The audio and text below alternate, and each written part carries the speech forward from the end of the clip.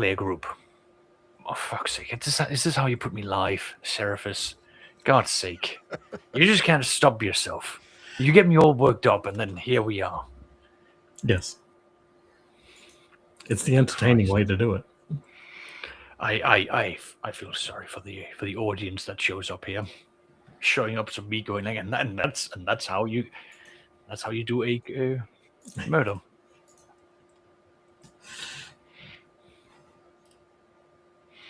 He's way too pleased with himself. Anyway, Brian, how are you? Now, I am. That's You the are. extent of it. I am. But He is. Mai, is that it?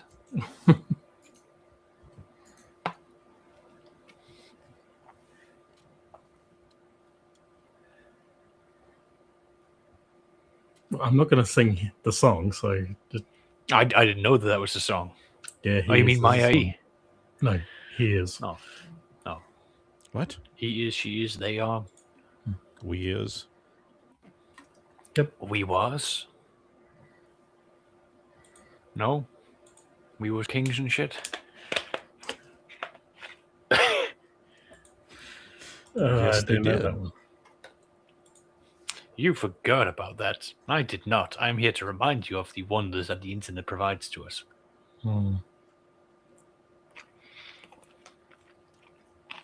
what is not as long ago for me as it was for you. Yeah. I remember the 1990s. I was born at that period, so I just about remember certain events and the turn of the millennium. Oh, you youngins. Listen, whether you like it or not, there's a new generation that's coming up. God. I know, and they're retarded. I don't disagree. I am very much retarded. Oh, whether you want to accept it or not, there's an even younger generation coming up. I know.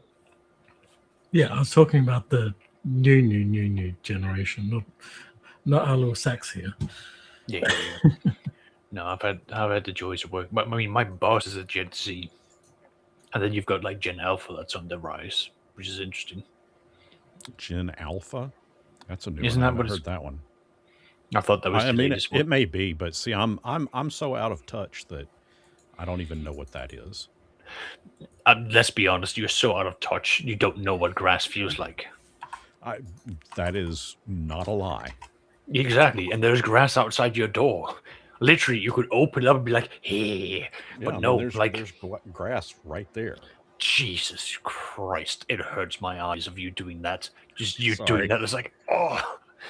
Yeah. Like, it is such a Gollum cave that you've built for yourself, which is I a man know of it. respect.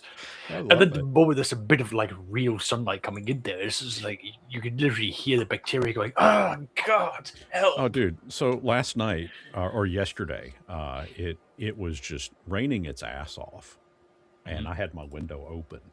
To me, that's the perfect environment. Is a nice rainy day, not a heavy rain, but just a steady rain with a cup of coffee. I love it. I mean, that does sound fantastic. Rainy days are ideal, to be perfectly honest. The sound of like water hitting the window, playing yeah. video games, having a bit of cup of coffee or anything like that is peak, as the kids will say these days.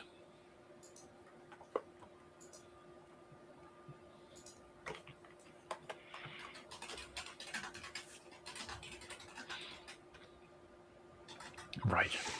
I will start the movement then. Yes, I'm getting wrapped up in how different the gens are in Australia compared to the US. Oh, okay. I didn't know that there was a different way that you were referring to the generations. Yes, I thought it was just America dominating the world by saying, here's how it is. I was like, okay. nope. Australia has its own differential of the periods of Gen X, Gen Y, Gen Z. Fair. Yeah. Well, once you're caught up on that, do share. In the meantime, my 40k game yesterday I've also got news for my Sunday group because they have decided to go in a route that I approve of. That would be terrible for them. I can finally put them in their And place. they're volunteering to go on that route that's terrible for them, or they don't know that it's terrible yet? A bit of both. A bit of both. But I will elaborate upon the sadomasochism that is my Sunday group. And I'll start off with my overly paranoid, tinfoil hat wearing Saturday group and how they approach life, which is I just find it funny because like I do all this major preparations. I'm like, okay, let's see if they take the bait, and they don't because they're sensible and they go, oh, look at that. That looks like we need more than a 10-foot pole to touch it. Let's get a 12-foot pole so that we are not caught in any blast radius that Oscar might arrange. But little do they know that the blast radius is 15 feet. Well, you get my point. Yeah. To be fair, I hear it is more fun when madness does take its toll. When what takes its toll? Oh, madness, right. Madness. Yes. So, last session, not the one just happened, the one before, they basically arrived, they found the location of an archaeotech that they've been looking for. There's been an explorator ship that's basically been in this part of... What are you doing, Brian? Are you having a stroke? Are you okay? Something. My God. He's got a little personal challenge. I just figured something out. Okay. Genuinely looked like you were losing your marbles. I know that's been happening for a while, and that it's been slipping out, and the nails have been unscrewing themselves. Regardless, back to the story. I mean, really, when you think about it, nails screw in and out either way. So either way, he's getting a good screw.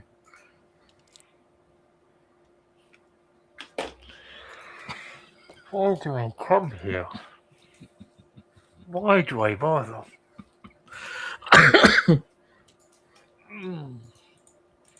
Right. See, when you think I'm not paying attention, I am. I'm just looking for my shots.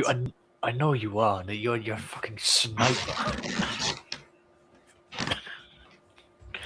Either way, so the group had learned. So last session, 2 sessions ago, the rogue trader was not able to make it, and the group was like, "Oh, we've actually found like the ship that we've been wanting to find because it has this awesome archaeotech thing that we need to basically get our hands on so that we can do, planetary population and colonization." So that's been a major event.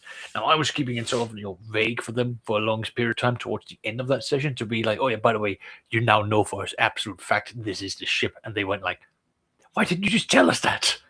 Like, we would have jumped the gun and gotten there really quickly. I'm like, well, it was funny, and I needed you guys to be holding back so that I could get everyone to be a part of the following session. Well, yesterday comes around, and like a few hours before the game, I get multiple texts from people going, I can't make it. I'm like, well, I'm not stopping. We're having this game one way or the other. I've done too much prep work. So have fun, kids. The players show up, including the rogue trader. And the rogue trader was so I tell the rogue trader, like, do you know what happened? Have you asked anyone? And he gets some summaries from players who tells him like, yeah, we found the thing we were looking for. And he went, oh, okay, that's good.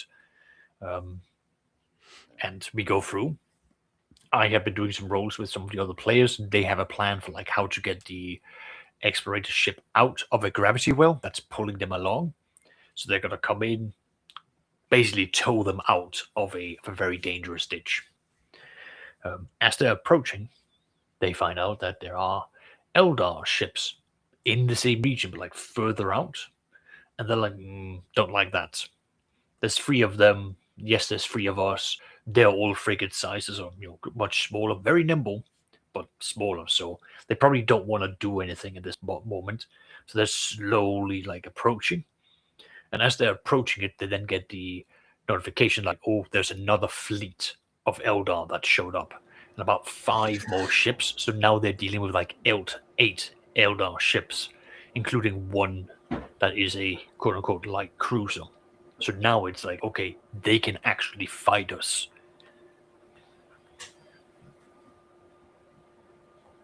And so I was making pew pew noises. Yeah. Yeah. What's up, Brian? no, you took a kind of dramatic pause there. I was like, okay. Yeah. What I mean, did they actually fight, or No, they didn't. So the 3 ships were basically there to be scouting along this explorator ship because, unbeknownst to the players, the Corsair Baron has basically gone like, I don't like the fact that there are these ships, this specific ship here. One of my Farseers have had a weird vision about this, so I'm going to be keeping an eye on it. So he was just keeping tabs on it, and now that they were seeing that they were being rescued and being brought out of the sector, he's like, okay, good stuff. I'm going to gather up my scouts, and we're just going to leave. They're out of my system. I'm going to go back and do what I do, which is raid and do whatever. I don't want the Imperium to be rummaging too closely around my my area of space. Now, he thought he was being very careful, which he was, because their augurs could not pick them up. It was the navigator having the ability to look into the warp, which allows him to see whether there are other ships. It's like a secondary scanner. And that's how he was able to spot it. With that, they basically spent like a couple of days like thinking, okay, is anything going to happen? No, great. Went over to the Mechanicus ship, where they've been told that there are Urgals, which is an alien race that I have changed. Previously, they are what's it called?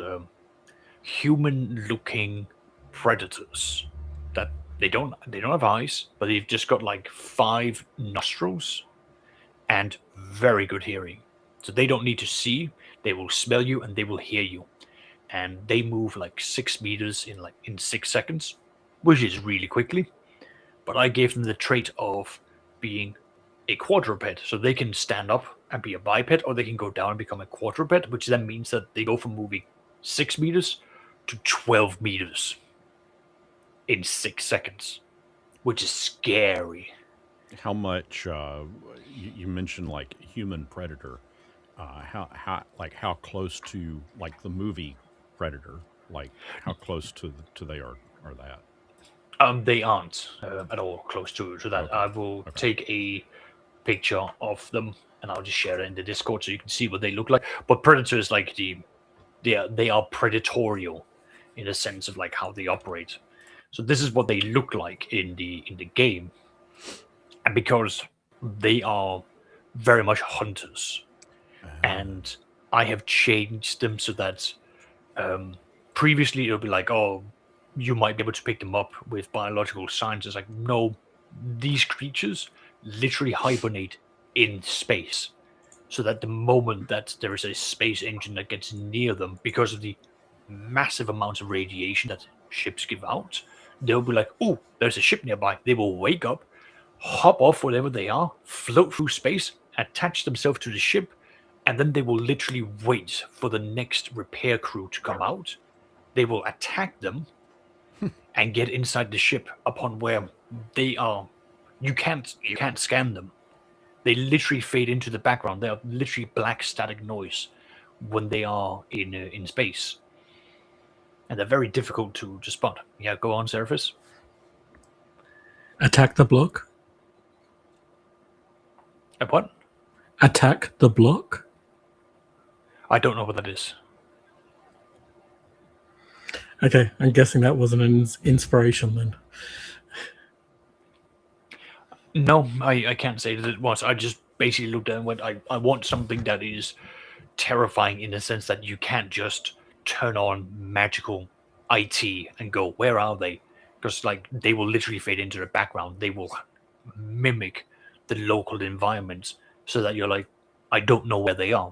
They will, and then that's how scary that they are. Like you have to physically track them inside of your own ships, which becomes a nightmare if you don't know what you're looking for.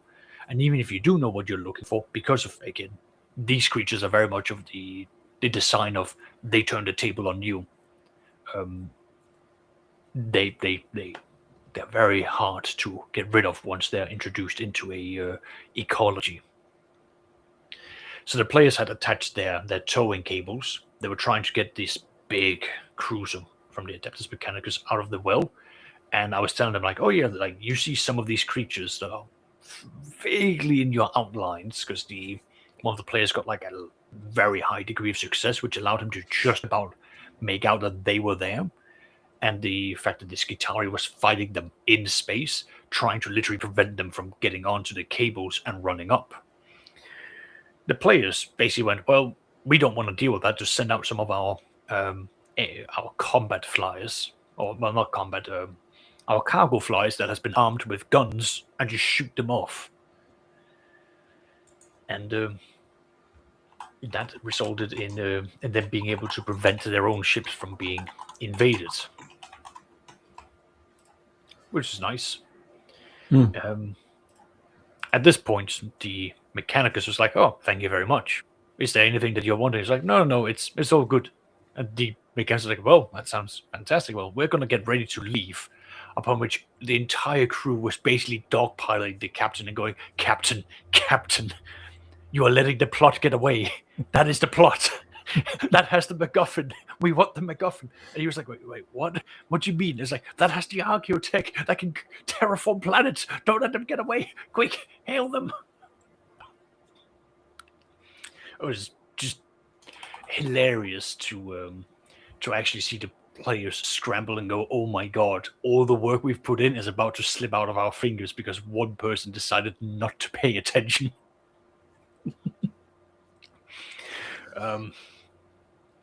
Which was hilarious. It was funny because then he was like, "Oh yeah, by the way, you have something that we want." That was his actual phrasing. To which the Mechanicus went, "What do you mean you want?" It's like, "Well, there is this thing that we've been looking for." What? Where are you taking this?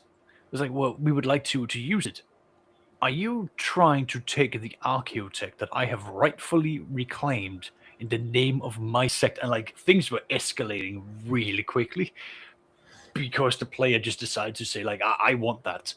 I want to call dibs. So other players had to basically like jump in and be like, "Oh no, please stop talking to Captain, please."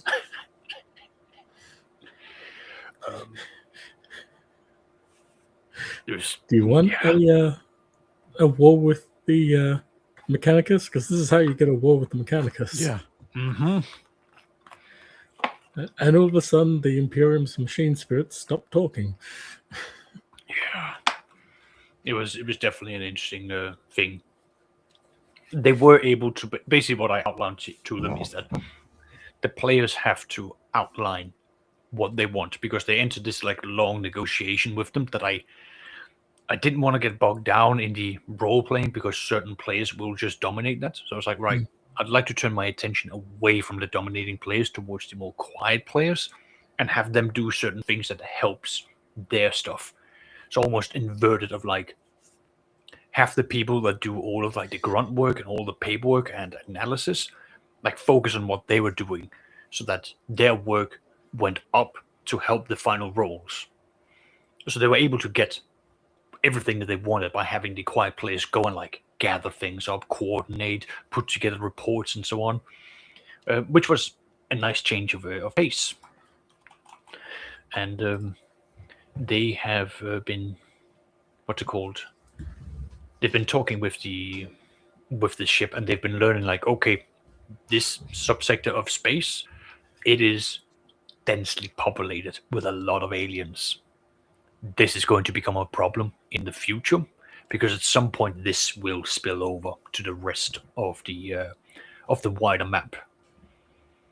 And I've listed out like 5 aliens.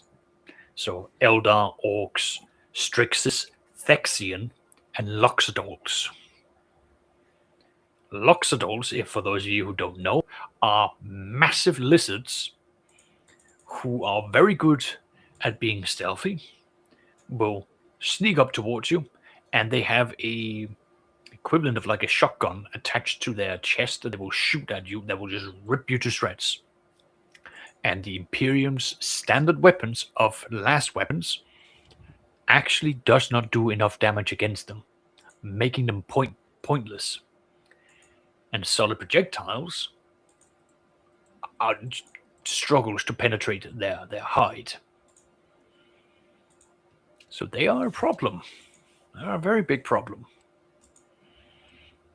But I will leave that for the players to figure out. And they also talked to the local Magus biologists, who basically went, "Oh yeah, we found these weird aliens that we haven't categorized at all." Let me quickly take a picture of the alien that they found, because I have been saving this picture for a very long time. As they've been told, and they're going to be shared data, that there are this alien group that has a very strong connection to the warp, but they don't need warp ships to travel. They will literally just burrow through the warp like worms and arrive on other planets and cause havoc. Sweet. Yeah. That's another problem for the players to worry about. It's like, oh shit, we don't want this. No, thank you. So yeah, that has been fun. And we've now arrived to the point of where I've told them that the next session is going to be a bookkeeping session, because we need to do a big, what I refer to as cycles, which is the empire building. And there's been a lot that's been happening.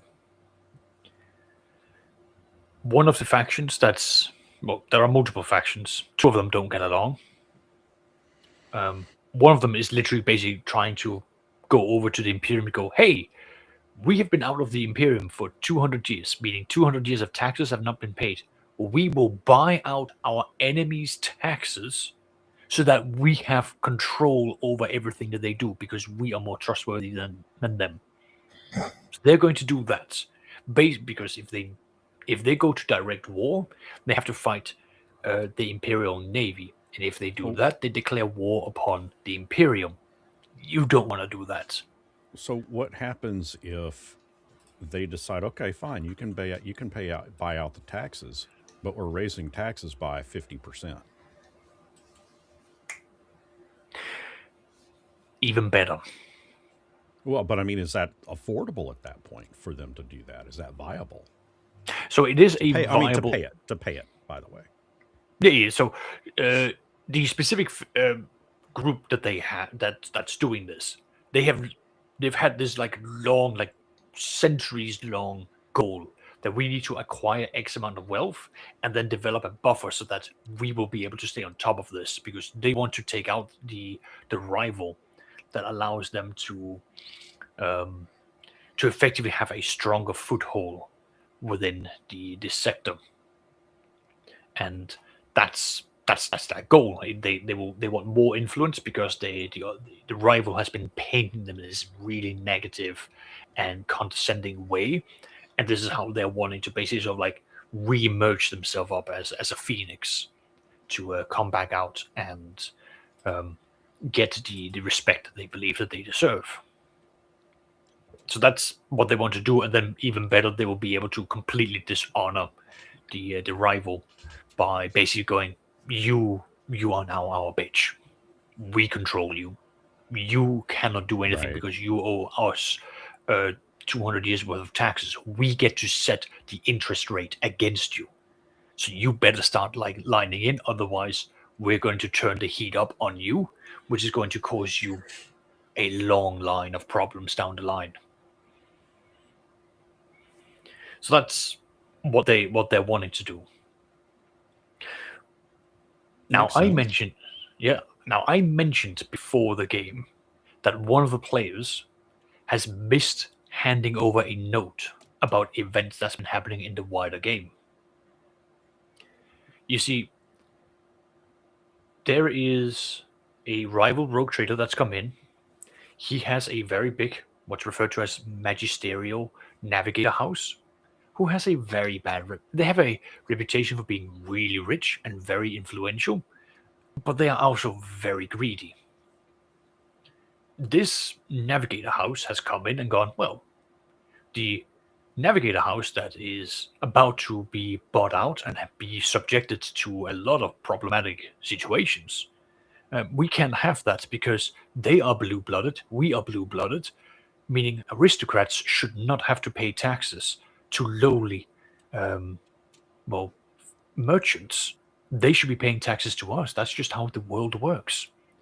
So they have been pulling strings in the background, bringing to light a question of the navigators, who is now about to be bought out. Well, their contract is stipulated to be a part of this sector's government, and since that government fell during the 200 years, you can't tax them or hold them responsible because their contract became null and void when the government fell apart.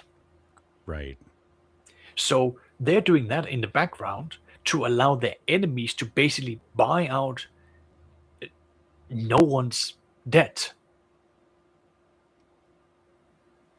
And then they will allow the navigator house, that's effectively they failed, but they're going to be allowed to exit the sector with all the honors and all the glory of standing up and doing all this great work, while their enemies have taken on a debt that they physically cannot pay, a debt that is going to be crippling their economy in the long run.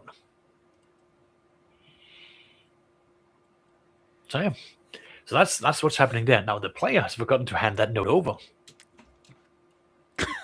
Damn it.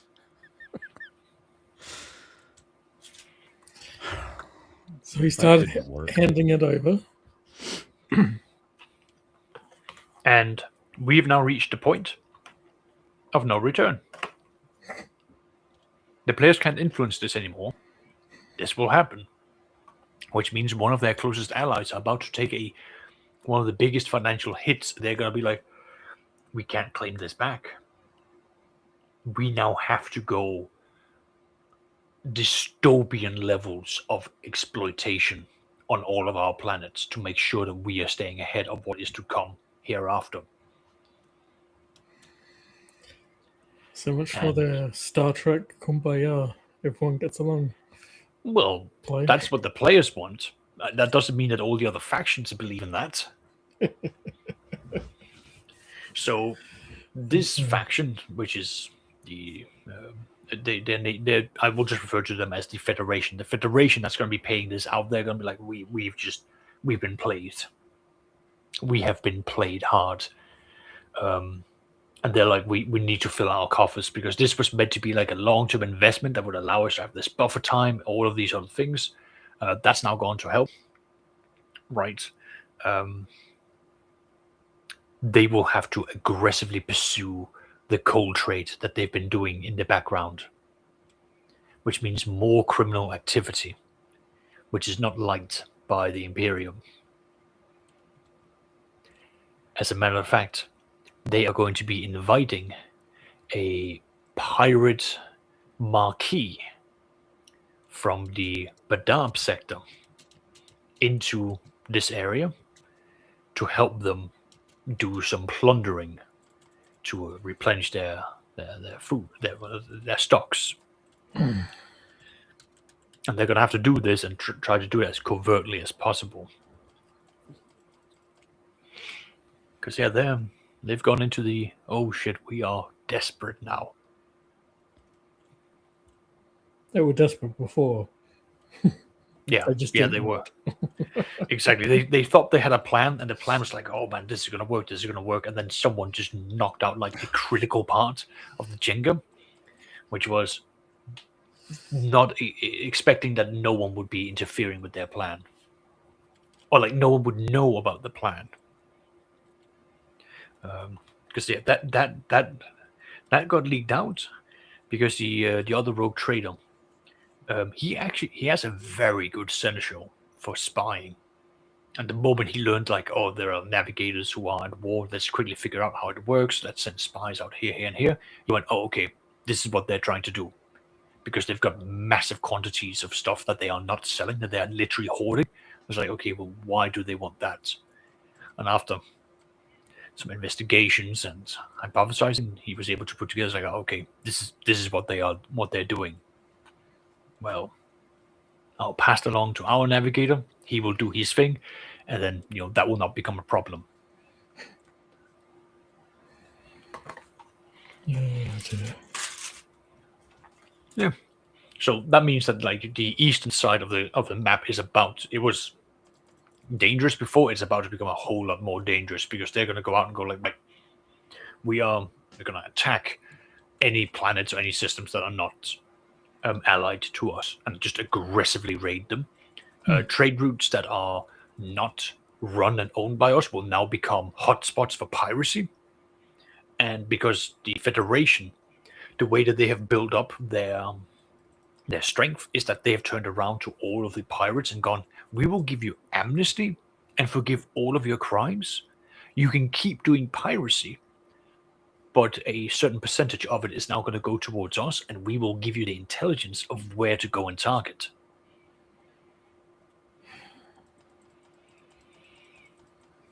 So I just took out the pirate captain. Oh, shit. Well done. Does that mean I'm now the captain? I don't know. Are you a Somalian captain? No. That was a then grey you are man not- captain. What, Seraphis? I said, no, you're a grey man captain. I'm a gray main captain, yeah.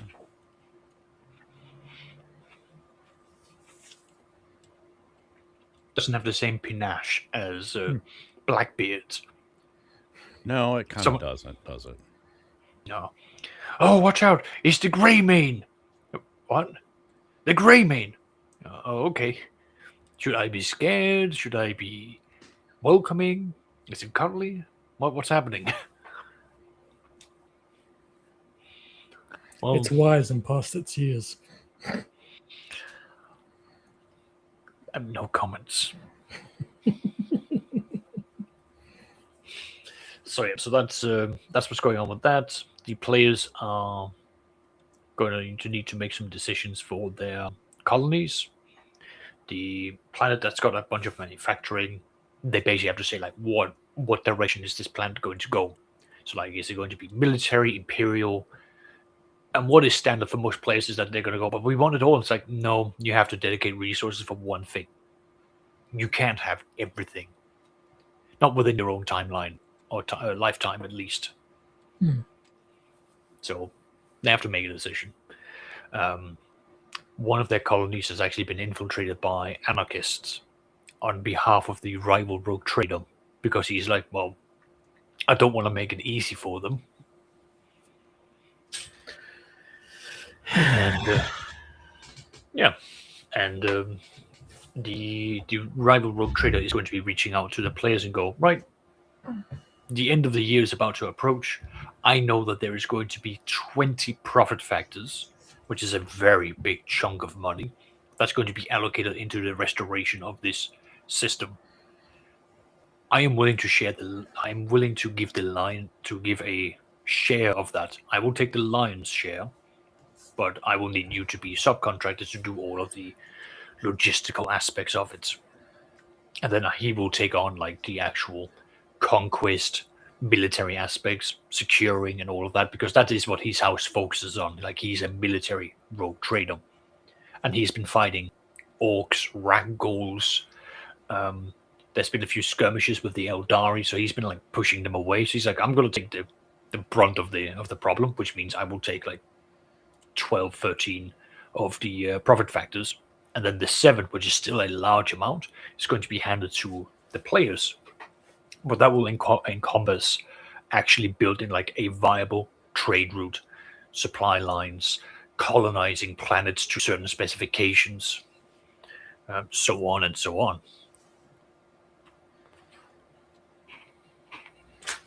Personally, that considering the way that they're playing, that sounds like a good deal for them to take.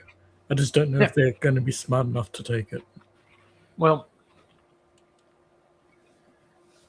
the rogue trader is going to have basically, he's going to have all of this brokered by a quote-unquote neutral third party who is yeah, exactly. there is an indirect link between him and the third party. But this third party has a reputation of always making sure that if you make a deal with him, you walk away benefiting. Like it's always a clause of like you get something that you really want, and he gets something that will benefit him, but not as much as you. Like he doesn't need to walk away with a 70-30% split. He's happy to say, no, you take the 60%, I'll take the 40%, but the 40% means I get this, this, and this. The 60% means you get this large portion of things that's going to be benefiting you and so on. I just want this because that provides me consistency and passive income, because that's some of the easier things to have. So he's going to have this party basically like do all of the brokering. But one of the players who has recently joined in really wanted to have a backstory of like, oh, I'm going to have conflict. It's like, okay, well, the person that's going to become the broker, actually, he has married into a certain family that this player is wanted dead for. So the broker is going to be like, all right, I will give you all of these wonderful things, but there's a small snag that we need to solve first, which is that your seneschal is wanted dead by all of these nobles. Now, either you hand him over, and I will sweeten the deal by making it a lot more profitable for you by like several profit factors, because I understand that like this is a very important person for you, but this can be offset by a longevity thing rather than an immediate like upfront payments, because that doesn't weigh up. So he's got to basically try to be like, can I just buy out the value of your seneschal so that I can appease my investors? Because that's how he's set up. Like he is the head of a merchant's guild. He's the head of like a fleet of void stellar individuals, and if the lower ranks of that start uproaring, he's like, well, I need to keep them happy to give the supply, and you, the players, you don't have the same quantity of ships that I do. Not in the sense of war, but in terms of supply. And we need something steady for what is to come.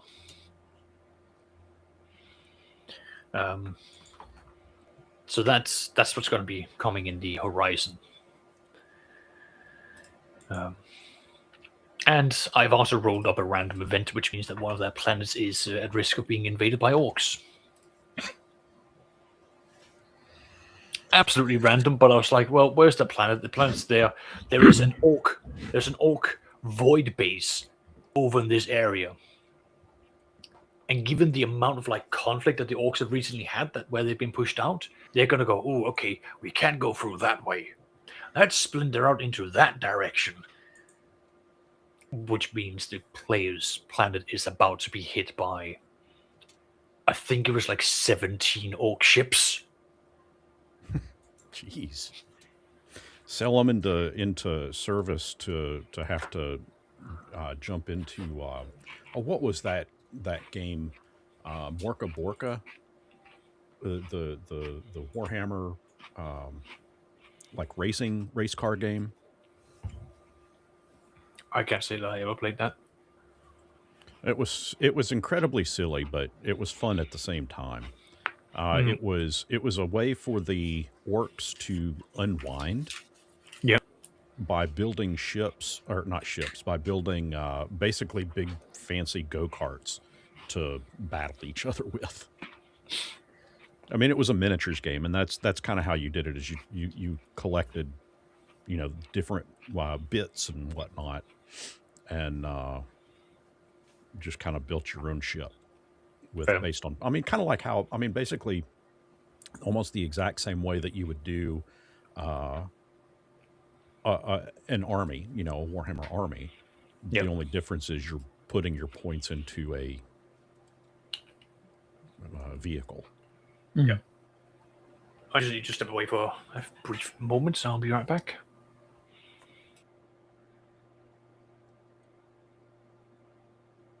So yeah, I finally figured out how to get on the ship. I see that. And I I have a pirate hat. Ooh. Snazzy. And it's magical. It's a magic. I don't know if you can read that or not, but it says a hat once worn by the man hailed as the Pirate King. Perhaps the secret to his success lies within this very hat. It is imbued with magic that detects nearby treasure chests. I mean, Take it. snazzy. I'll take it. Although I don't remember losing a hat, so Yeah, I get that. Which I think it's hilarious that I'm setting off on board a pirate ship. I'm setting off crime. crime. A crime alert. Yeah. So if you steal stuff, you can only steal stuff if you have a mask on in this game.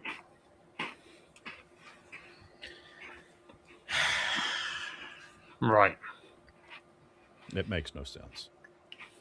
And I'm on board a pirate ship, and when I steal stuff, it triggers, oh, a crime has been committed.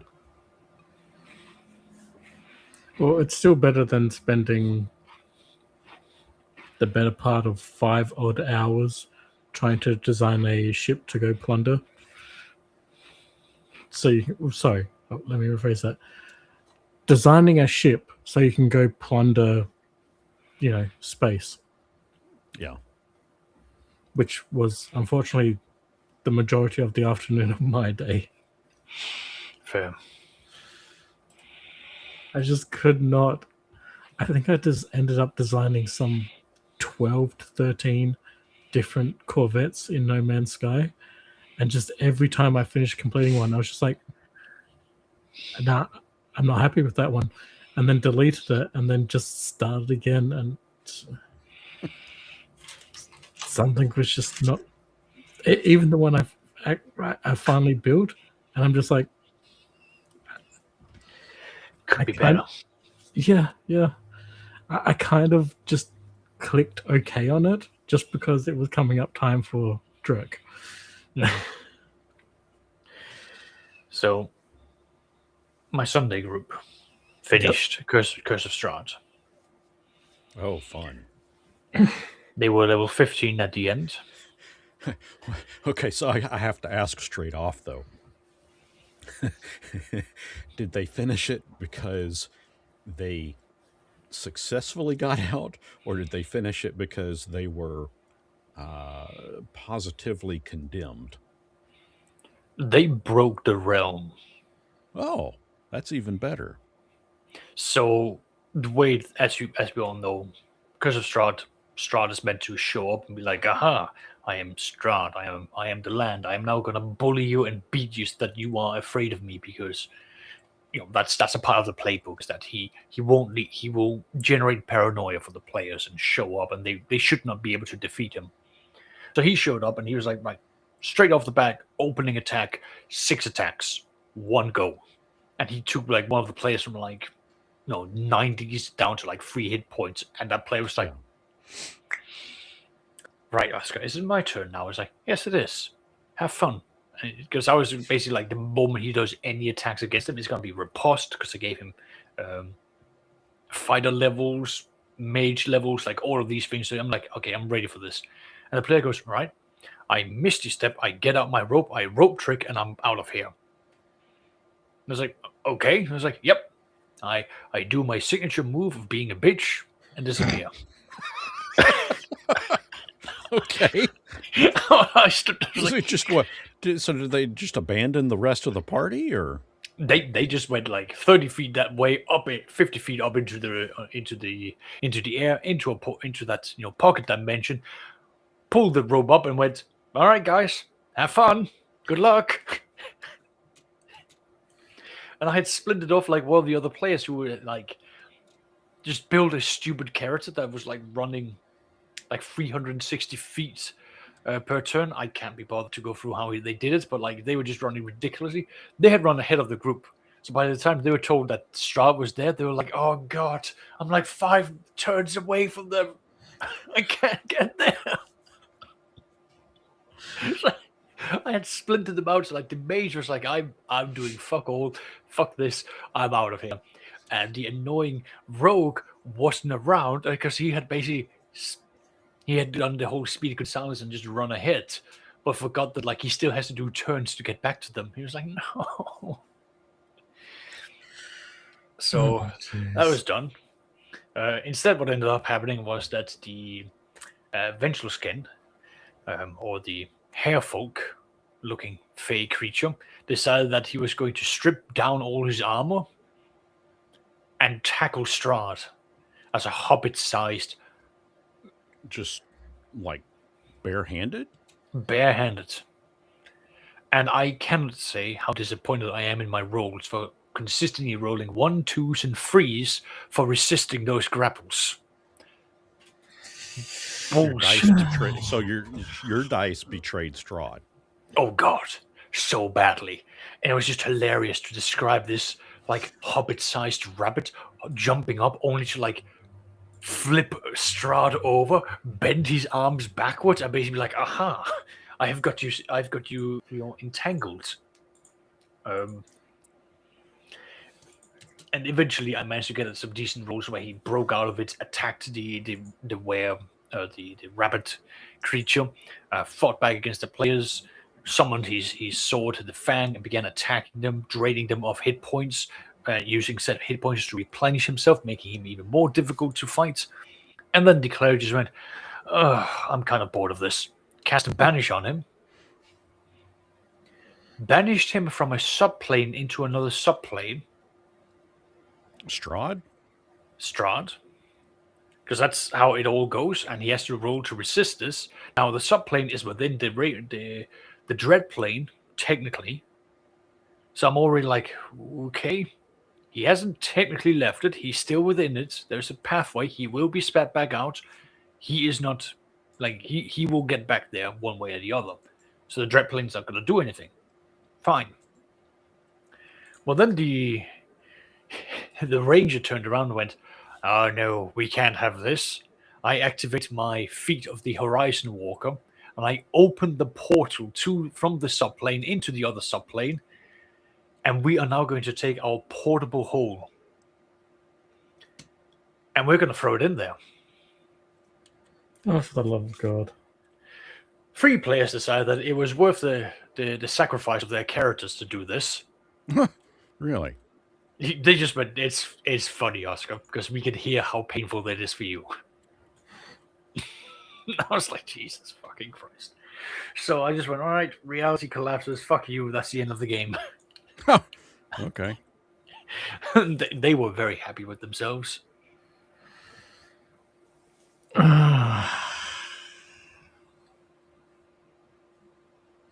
Yeah, I think you've Which been le- alluding to this.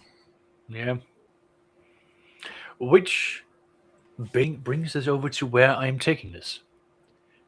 I told the players, all right, let's do something that's different. That's not D&D.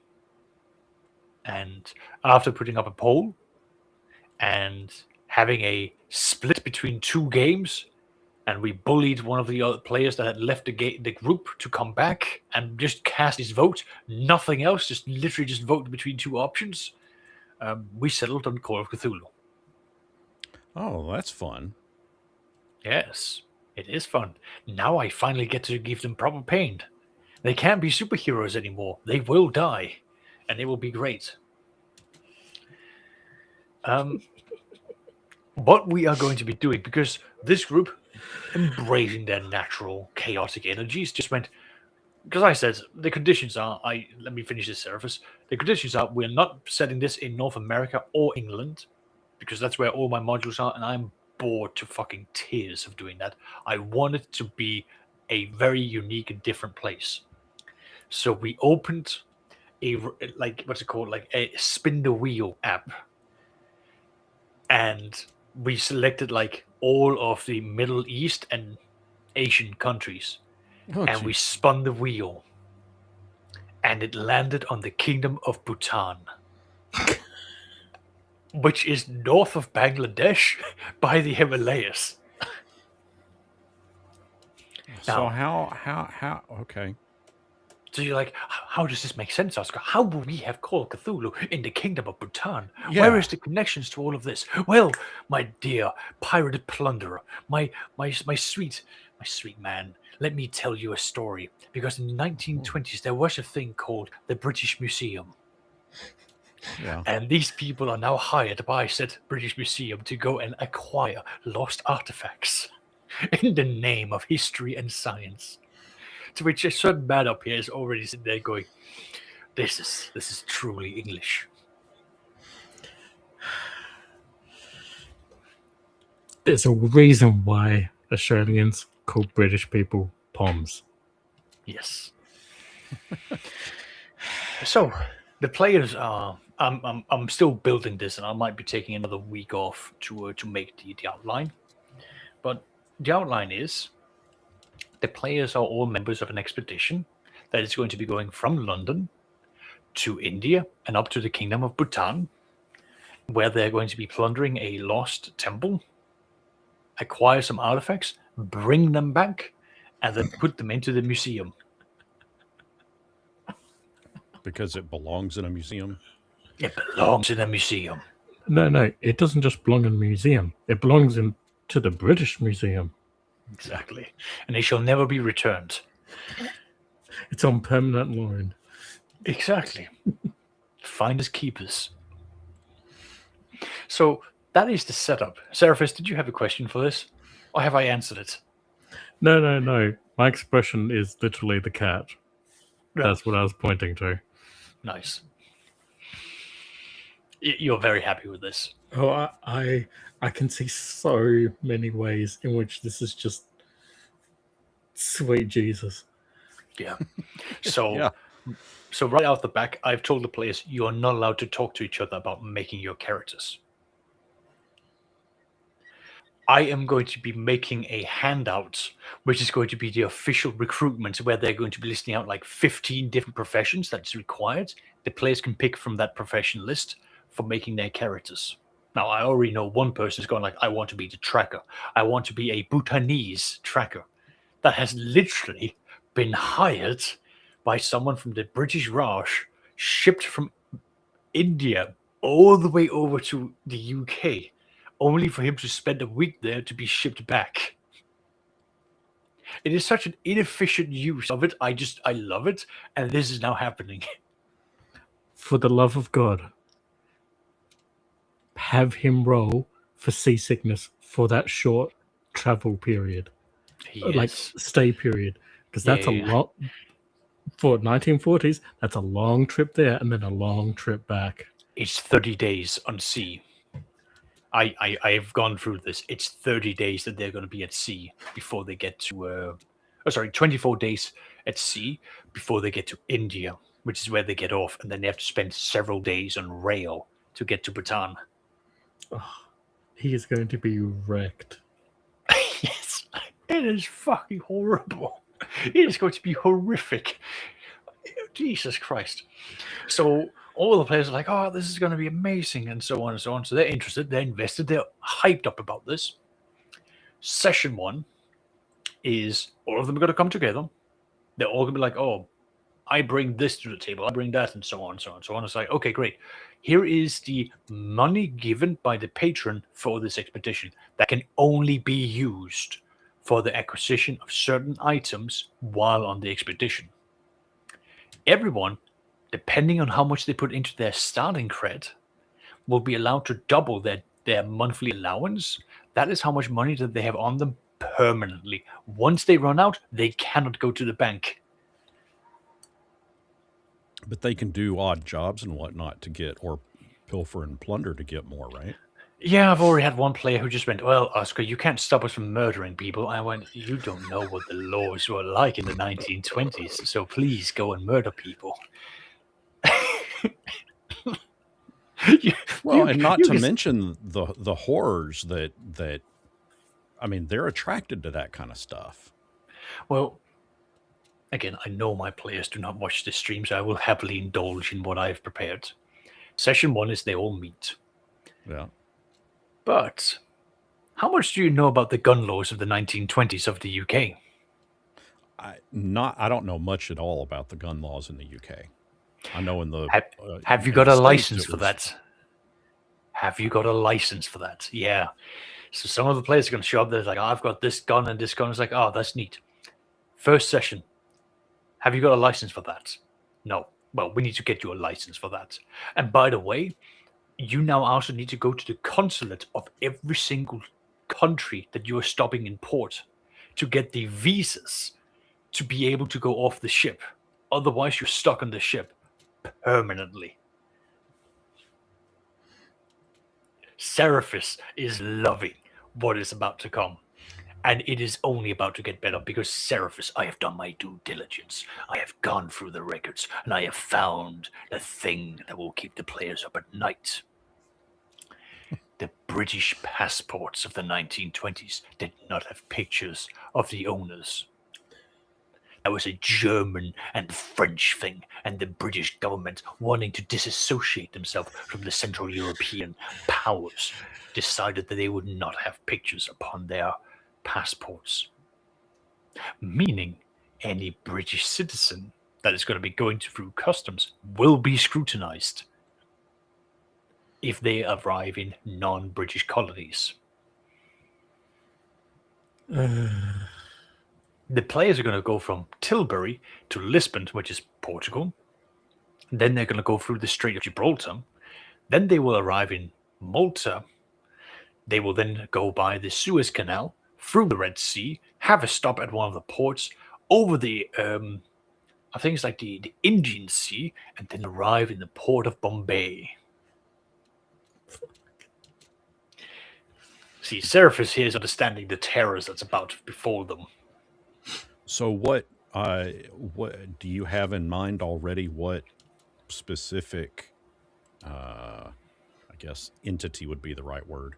Which entity they're going to be Yes. ultimately? Yes, I do, my dear pirate plunderer. I have indeed put some thought into this. I Yeah, know but exactly they're not going to what... last long enough to get to it. So, to begin with, when they get off, like the first thing that's going to hit them is a storm. I don't know if anyone here has had any joy in being at sea, and I mean proper Yes. sea. Yes. Yeah, the storms are fucking awful. Yes. Yes, that's going to happen. So that's the first thing that's going to happen. Then, when they arrive in Lisbon, there's going to be like a whole bunch of like, things. Yeah, being in a storm at sea makes you shit your pants, but even worse than that, it makes the pants that you just shit in shit themselves. Mm-hmm. Yes. And now let's go back before quote unquote modern technology. Yeah. You're going to be thrown around in your hammock. So that's going to happen. Once they've arrived at Lisbon, they're going to have a period of be like, okay, oh my God, land, kiss the ground, like have time off, not being on at sea. Which will be a normal period for them to like go and like do some research because they are unlikely to have done any pre-work, I suspect. Well, that's all right. So they can go and do that. And I will ask the immediate question: does anyone speak Portuguese? I don't. Yeah, English wasn't actually that widespread. Well, it was widespread, but it wasn't a recommended thing for everyone to speak back then. I am gonna have so much fun making this miserable for the players because they're like, I don't have the language, Oscar. Please leave me alone. I think, for the most part, Portuguese, Spanish, and French were more common throughout the world as a trade language. Yes, it was. Because the Portuguese and Spanish empires and France with their wide colonies at the time. So English had grown up, but it was not an invasive language. I don't mean invasive in a negative way, but it's not been as brought into like so many societies as it was back then. So that's the thing. So the players are going to be doing that. And then from Lisbon to the Strait of Gibraltar, that's where the first few unusual events are going to happen. some of the players are going to find some of the crew standing on the ship deck, just staring into the darkness. And then when they wake them up, they're like, oh shit! Like they seem like, oh shit! I didn't know I was sleepwalking. Like I was in my bed just now. So they're like, oh okay, that's a bit weird. When they arrive at the Strait of Gibraltar, they're gonna have very thick fog. It's like, okay, that's normal. These things happen. But any player that's on the ship deck or looking out into the sea are going to see a near collision event of a ship almost hitting them. If they pay attention, they will realize there are no people on that ship.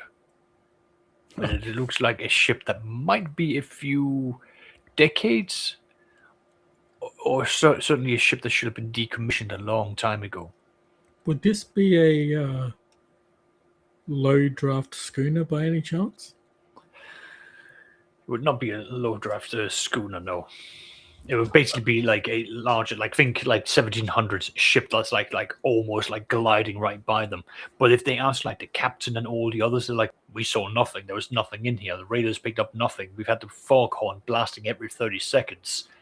So they're gonna be like, well, we almost got hit. It's like, what do you mean you almost got hit? Like, calm down. Like it's the natural fear of like deep fog. It's normal. Just go back to your bunkers.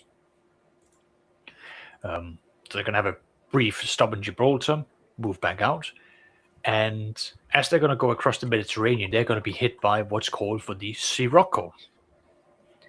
The sirocco is a phenomenon when the red sand of the North Sahara blows out into the Mediterranean, giving you the look, the phenomenon that you are surrounded by this rust or red environment. Almost like you're surrounded by blood. And that's where one of the first NPCs will disappear. And when they, try to look into it, that NPC is going to have a weird scribble that's going to be repeated over and over and over in his notebook. Now that scribble will be a repetitive thing that will show up all the time. All from here on out. Play makes Johnny a dull boy. No, not that. Funny as it is. Because that will be the symbol of the temple that they're going to be going to. So they've now lost someone that's meant to be a part of the expedition, an NPC for that matter. And they're going to be like, well, where is he? So they're going to have to go around, and they're like, well, he must have fallen overboard. But no one has seen him ever leave his, what's it called? His room for like 2 or 3 days. And they've been providing food, left it outside his door. They've come back and collected it, and it's been eaten and left back out there for 2 days. Yes. So they're going to be arriving at Malta next. This is where things are going to start ending up. They're going to have, they would have been told, like, you need to go and collect a certain thing, which is from an antiquitist from Malta. He's going to hand that over to you. You keep that. It's meant to be helping you when you go into India and that. Don't open it. It's a very sensitive thing. You're going to be given it in a protective casing. So you don't want it to be exposed to the sea salt and sea air and all of that. So there's going to be legitimate reasons why you don't want to break the seal for this item that you're going to be given. And then they're going to be learning that there are people asking about the players, specifically, detailed, describing them to a T.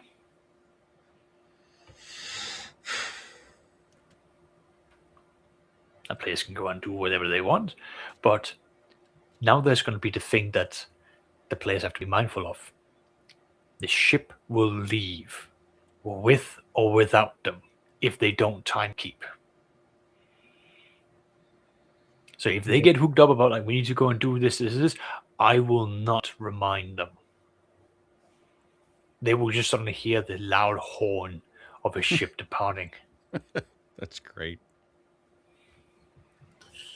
So what will their options be at that point? Well, that's where they can have to dip into their personal money to pay someone to get them to catch up. And that's expensive.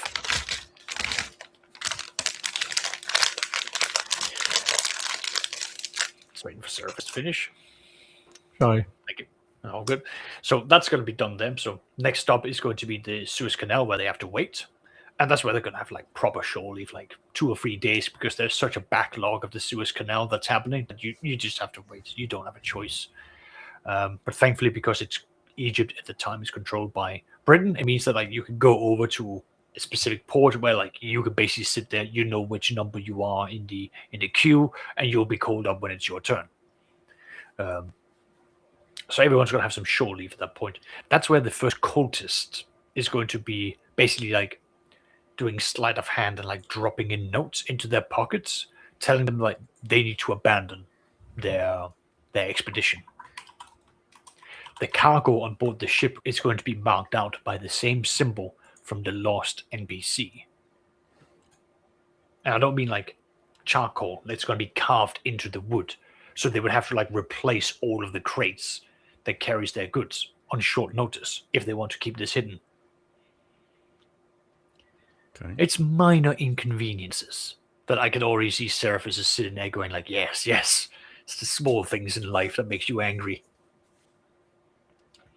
It is And it's also going indeed. Some of us call them children. Oh dear Lord. Yeah, Cthulhu has nothing on that. No. But yeah, so that's what's going to be going on. And as they're going through the Suez Canal, they're going to be seeing something in the desert stalking their ship outside of the reach of the light. And they will likely try to see if they can get like spotlights to hit it, upon which I will have the first sanity check, because they will then see something that they will have a hard time comprehending. Effectively, the entity that they are going to be looking into is going to be inspired by the snake-like worship that you will find in India and Bhutan. So it will have that whole thing, but there's going to be like almost like a singular eye just looking back, like a cyclopean eye with that reflective nature that you get from cats and dogs during that. You get that, but you don't really get the outline. Unless, of course, you really fail horribly. Upon It's which like case, Eye of Sauron. something like that, yeah. Yeah. Something's definitely looking back at you, and then, that's what you encounter.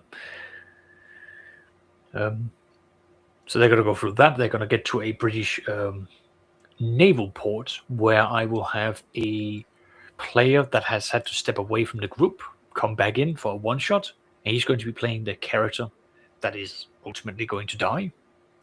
But that's going to be because his character is meant to be giving them the debrief of what's happening in India and the social unrest that is actually going down in the 1920s.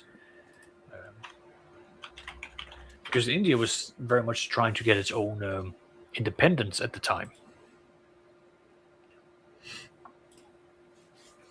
I believe, if I am not mistaken, I believe Gandhi was, yeah, he was doing his works at the time.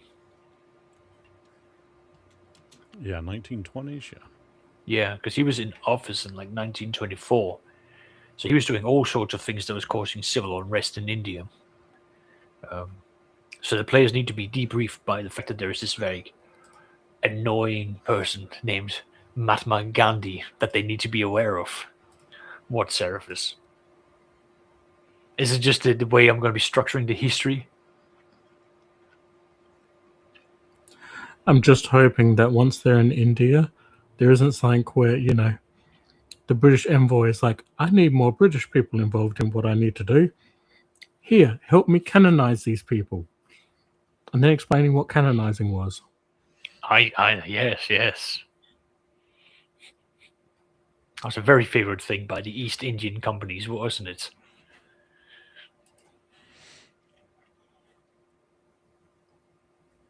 Brian, I'm are a you bad wanting to person. ask the question? Or do you know what it is?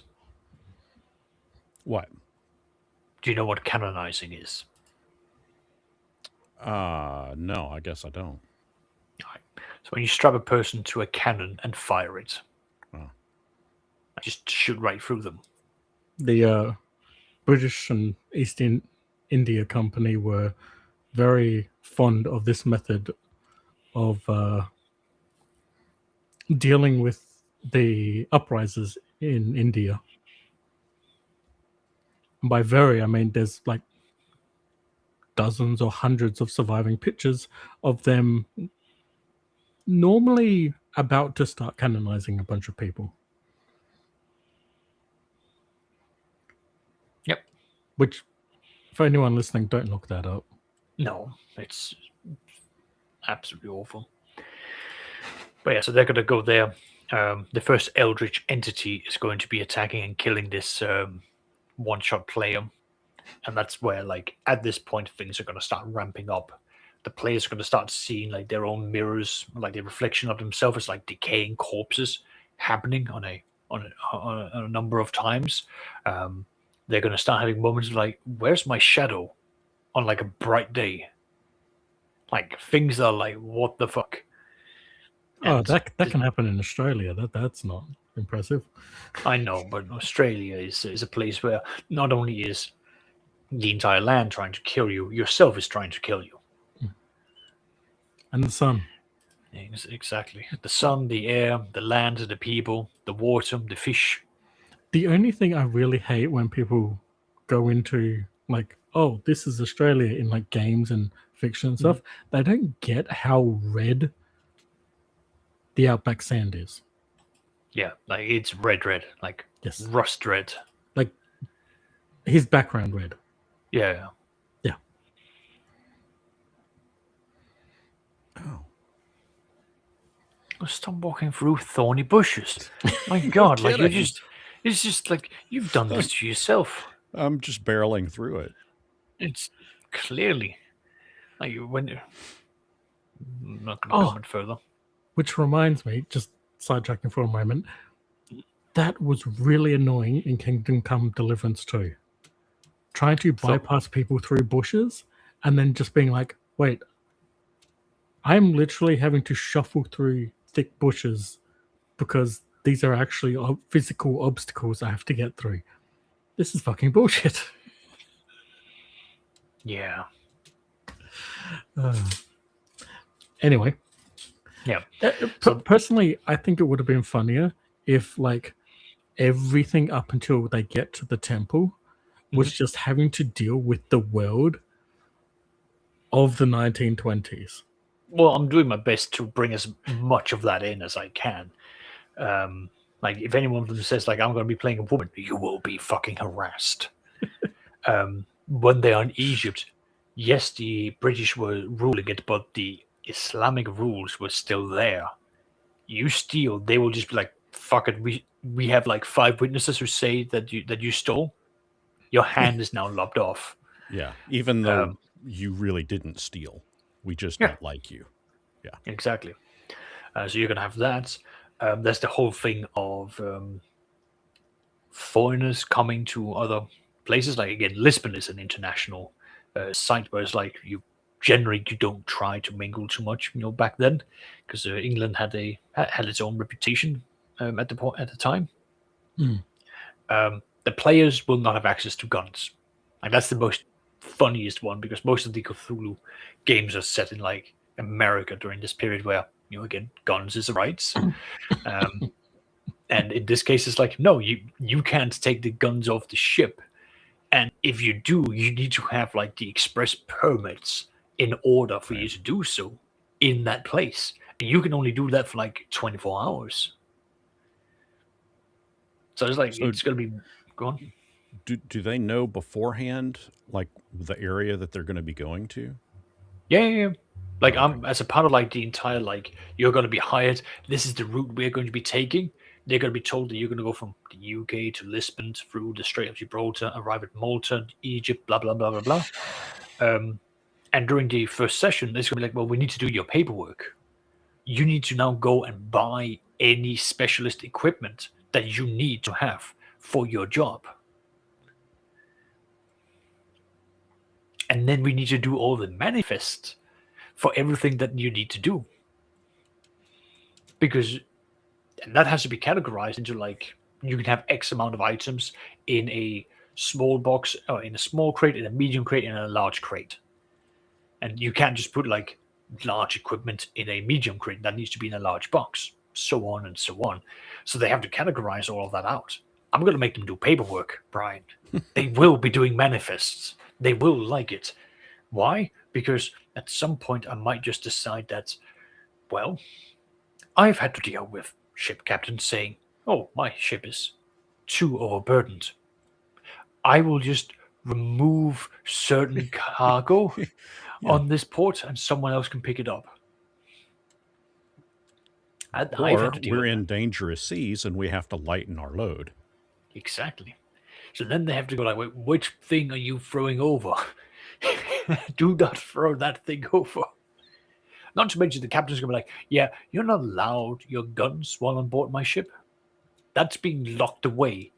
And only myself and my first mate will have access to these weapons. I'm just going through what I would do if I was playing in your game and just making the most Aussie outback tracker that I could think of, and just like has a pistol would be his only firearm. Otherwise, it's like all like knife, axes, kangaroo leather whip, you know, the tough mining rope, like just all these creative things. Just being like, I mean, I've got a gun if I need it, but otherwise. Exactly. I've got all these other things that will be fine. Which, again, like on a ship, is like, of course you need a knife. Like, if you need to cut rope or anything like that, of course, you know, it's a good thing to have. They will be rationing alcohol anyway. You're not allowed to, well, back then, yes, you could drink. Most people did not want your crew to drink unless you were a guest of some form or another. But yeah. The sailors would drink heavily when they came into port. They would not be allowed to drink when they were on the ships themselves. Yeah, see, that would be the problem because like my medium and large cargo boxes would be full of booze. Yeah. Because, you know, being Australian. Yeah, well, but not only that, but I mean, booze is currency. It is. Again, I'm going to see how easy it is to do currency exchange because Call of Cthulhu puts everything into US dollars. So it's like, how easy can I convert this into British sterling? How easy can I convert the British sterling into the Indian ruble? And do I want to go down that route? Sterling to ruble shouldn't be too bad because of the essentially occupation. Yeah. Yeah. But yeah, no, the other changeovers would be a little bit difficult. Yeah, exactly.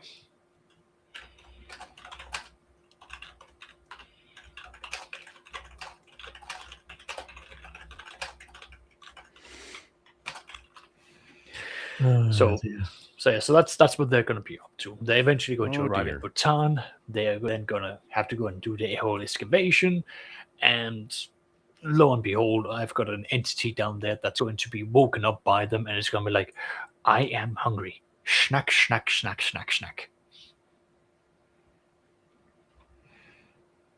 But yeah, up until like the point of the Red Sea in the Arabic, it's going to be like explainable phenomena and inconveniences of the 1920s, which will be funny. Which reminds me, I'm going to share this in Discord. What else is funny is watching him fall to his death. I know, I saw. I don't know if I shared this before, but there was a very cruel April Fool's joke that Chaosium released. I'm sharing it on the Discord.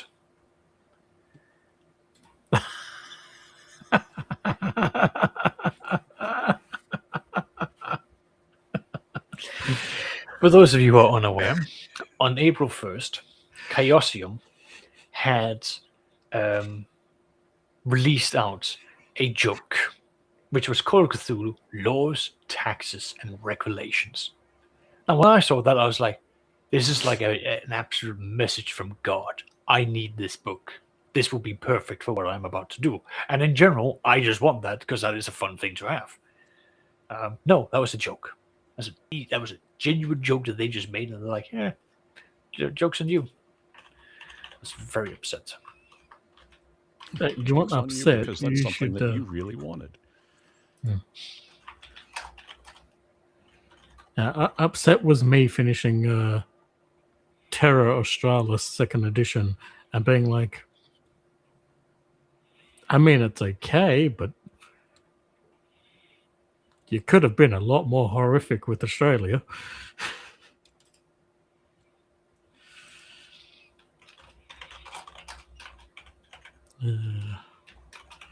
Raidy. I take it you were too far away. Yeah. Yeah. Why can you not go through the portcullis? I don't know. I guess the horse doesn't like going indoors. So, see ya.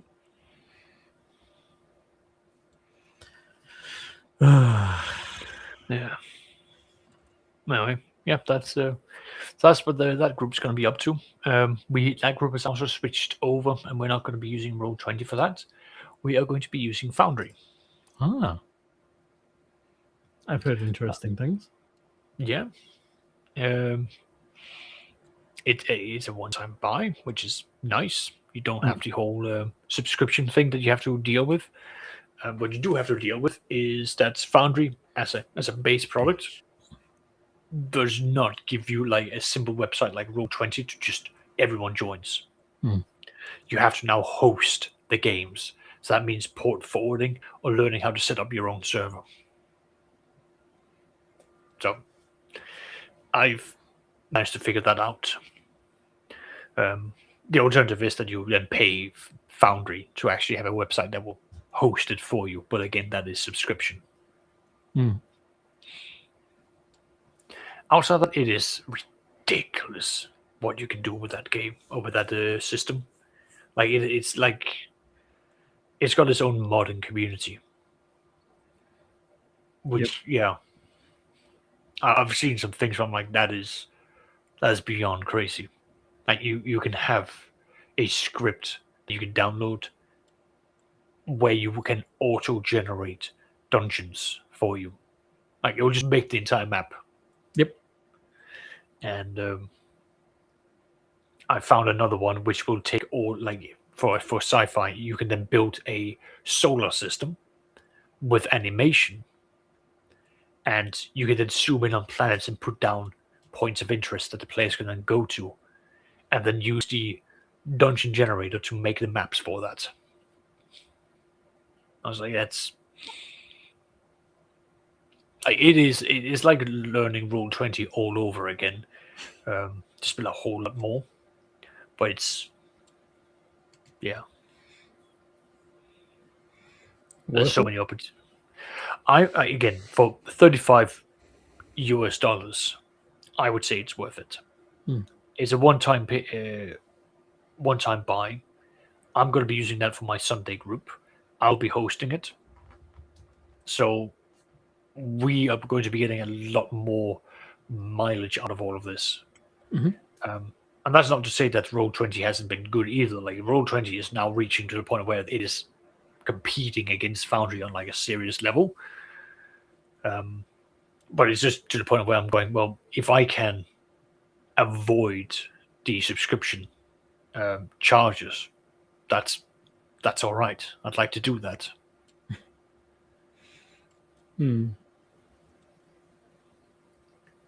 So I'm quite impressed. So I've gone through. Call of Cthulhu was there for free. They didn't give you all of the classes, so I've sat and input all of the occupations, which was like a 2.5-day job, but it's done. And it's going to make that a lot more easier. So yeah, I'm looking forward to that. I now just need to go into the reporting for my 40k game, so I can go like, here's some PDFs for you, here's some PDFs for you, here's some PDFs for you. The last time I did anything like that. I gave the AI like 1,000-word prompt, and it gave me 17 pages back. I'm like, delicious, absolutely delicious. This is the sort of nerdery that I like. And Dear. Well, since it's midnight and I'm still adjusting to the fact that this would be 1 a.m. for me. Yeah. I'll wrap things up. I don't get the summertime either. Just keep it as is. Like it's a pointless thing. Oh, I agree. I can't stand daylight savings. Yeah. Yeah. See you later, sword and stones. But yeah.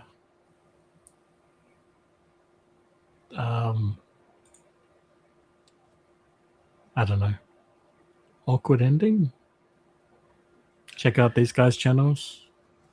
I produce nothing of worth. Yeah, well, until I can get a whole hang of DaVinci Revolve, I haven't been producing anything either. Yeah. At the moment my Sunday group, my Saturday group are eating up all of my free time. Work's also eaten up a lot of my free time recently. So even though I wanted to start be working on my Rogue Trader game or review, that's a very far away dream. I think I'll need to take a holiday just to work on that. Well, Pirate Plunder, when you're going up against a 2-foot wall, you do understand that the logic is that you cannot vault over it. No. That's how it... That's not a wall. That's a machine.